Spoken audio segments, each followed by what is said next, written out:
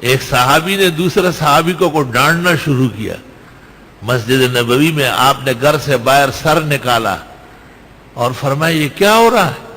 کہا جی میرے پیسے اتنے دن ہو گئے اور یہ دے نہیں رہے. تو آپ نے کہا مسجد میں اتنی اونچی آواز سے. تو آپ نے کہا آدھا کر لو. اس نے کہا آدھا ہو گیا. تو آپ نے دوسرے کو کہا پھر آدھا جلدی ادا کر لو. تو دوسرے نے کہا حضرت میرے پاس ہے ہی نہیں. آپ نے فرمایا شام کو میرے پاس آؤ, وہ آدھا مجھ سے لے کے ادا کرو.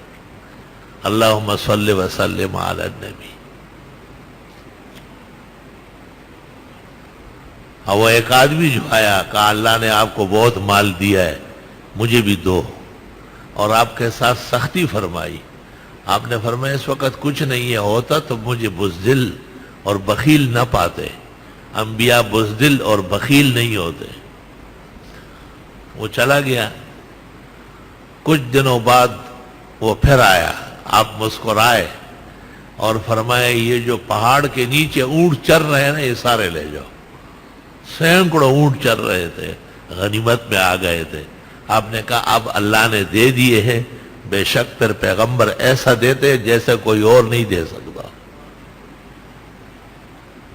وہ اپنی قوم میں چلا گیا اور قوم کو سارا واقعہ سنایا. بخاری میں اشارتاً ہے کہ پوری کی پوری قوم ایمان لے آئی, پورا قبیلہ اسلام لے آیا. اللہم صلی وسلم علی النبی.